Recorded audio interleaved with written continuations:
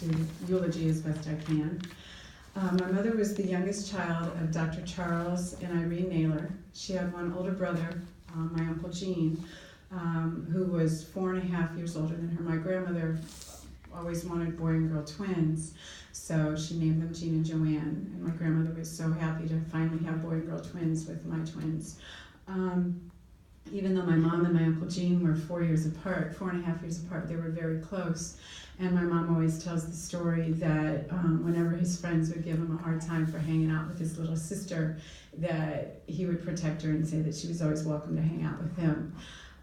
As my sister said, she grew up in Ravenna, Ohio, and when at a time, she used to tell me that my grandmother could actually leave her carriage out on the front porch, and her dog Tippy would sit and watch my mom as my grandmother did things around the house. And then later, it was either that dog or another dog would actually walk my mother and my uncle to school, and then he would hang out at my grandfather's doctor's office all day, and then make sure to be back at the school to pick my mom and my uncle up. So it was a pretty interesting time, I always thought, back in Ravenna. My mom also shared many stories with her childhood best friend, Betsy, who wasn't able to be here today. A couple of my favorite stories are when, and I spoke with Betsy about this to make sure I had the facts right, is when they wanted to go past my mother's house to go to Betsy's house after school, and they knew my mom wouldn't be allowed to go without changing her clothes. They thought if they ran real fast past my grandmother, the back door, my grandmother wouldn't see them, and they would just be a little streak. But unfortunately, it didn't work that way. And as soon as my grandmother already called Betsy's mom, and my mom was in trouble and had to go back home. And also Betsy shared with me the story about, and I remember hearing the story from my mother, that they were picking flowers on the way to school one day. I think they were in kindergarten or first grade, to give to their teacher. And someone had called ahead, and they weren't able to give the flowers to the teacher because they were in the principal's office instead.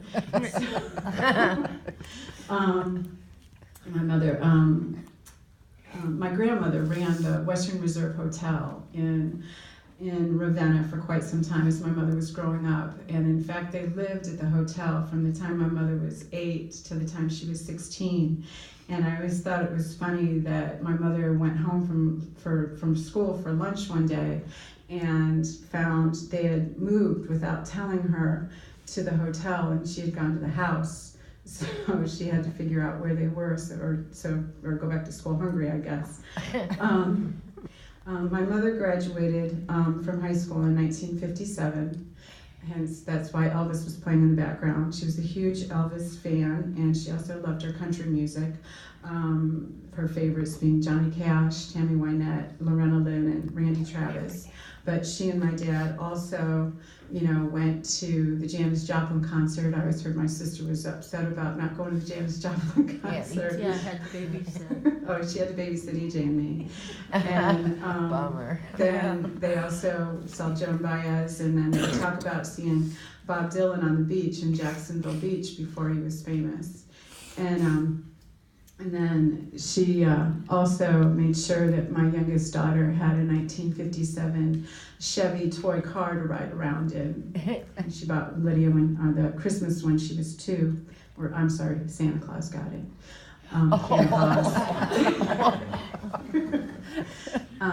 And my grandfather, for those of you who knew my grandfather, was a very strict man. But so my mom didn't get away with too much, but she would always get upset. My grandfather loved to hear stories about when I was traveling with karate, or my waitressing stories, or even my dating stories, and my husband and people before my husband.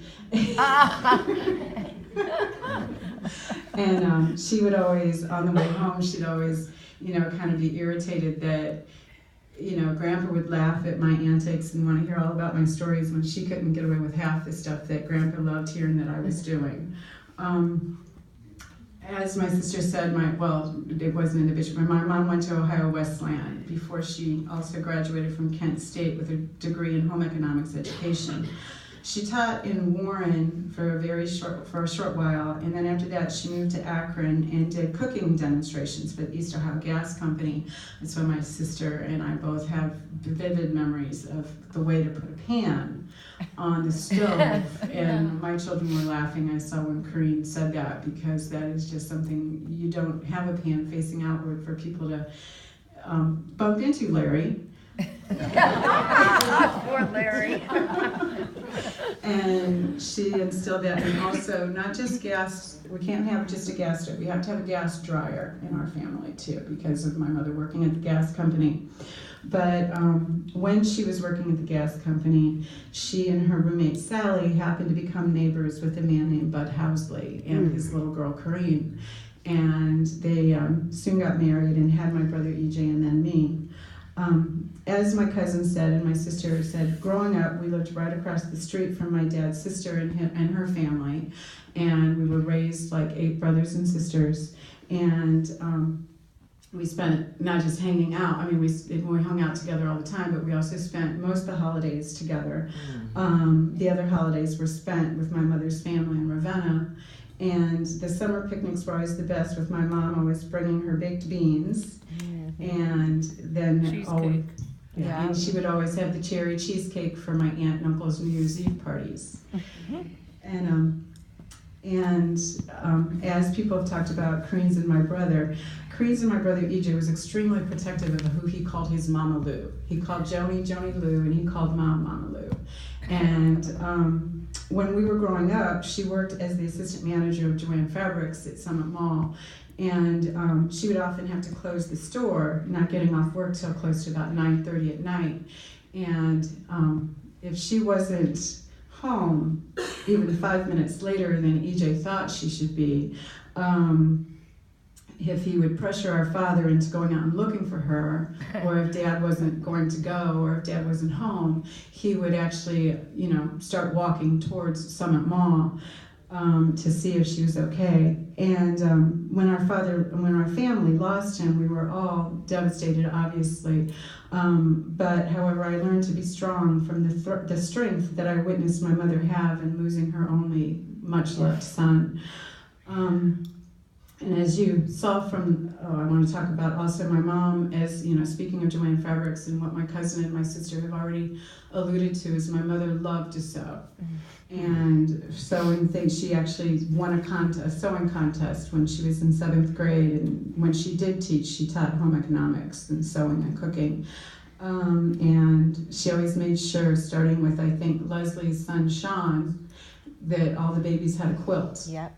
And every baby had a quilt. My children, she even did bumper pads instead of, besides the quilt. And she had to do 2 quilts and 2 sets of bumper pads. And they always had matching jammies. And she even made my prom dress and my wedding dress. So she was the main time that my children, my boy and girl twins, would wear matching outfits is when Grandma made them.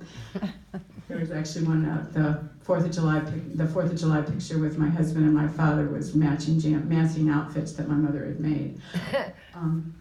And also, as I said, as you saw from the slideshow, nothing pleased my mother more than later in life and helping with her grandchildren. And she had such a special bond with all 3 of my children. And being a working mother, I always loved the fact that my kids felt just as comfortable with my mother as they did me. I, didn't have that with my grandmothers, because my one grandmother lived 1,000 miles away, and my other grandmother she had health issues. So I was always happy that my mom was so close to my 3. And they all have their own memories to share, so I won't get into that. When she got so sick almost 5 years ago, she went into the emergency room on her 73rd birthday. I had to come to the realization that I might lose her, and I spoke to my lifelong friend Bobby Thomas, and he told me, who he had lost his mother years before, that I had to tell her that I was ready for her to be with his lifelong best friend and my brother EJ. And then of course, and my twin girls, before I had AJ and Eliana. And of course, when she got better, and she remembered me saying that, she She's like, I don't know why you told me you were ready for me to be with EJ. And then I blamed Bobby. He told me to tell her. And then we were blessed to have almost another whole five years with her. And I truly feel that her concern and care for our family is what kept her going. She would constantly call me, sometimes up to 6 times a day. And yes, Art, I did get irritated by it, and I will miss those phone calls. My husband would get on my case for getting irritated when my mom called me at 3 o'clock in the morning, or or 6 times a day, or telling me she needed something on Christmas morning.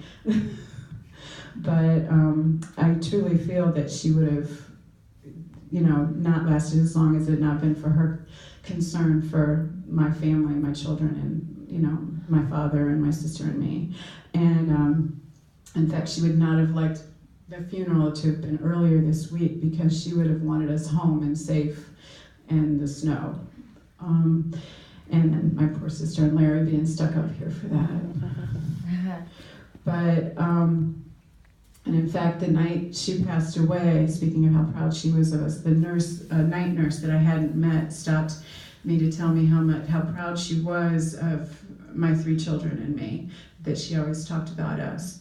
And actually, as my cousin Joni and my sister said, we were all, as much as could be there, were there in the room with her. My father, my youngest daughter Lydia was there by the time, and my sister and my cousins Joni and Leslie. And my daughter Lydia and I were holding her hands, but Lydia and I had to step out of the room, and that's when my mother passed away. And at first I felt guilty for not being there. My cousin Joni was holding her hand, and at first I felt guilty for not being there, but the more I thought about it, I think it was her concern and love for Lydia and me that she didn't want us to see her final breath, and for us to have to witness that. And now I know that, and also I'm so grateful that she and my dad were able to be in the same room for the past couple months. It was just like old times. Leanna said that she was on the phone with my mother just recently, and she heard my mom say, "Shut up, bud, I'm trying to talk on the phone, and I'm trying to talk to Leanna." And Leanna was like, it sounds like just like old times. She's telling Dad to be quiet while she's on the phone.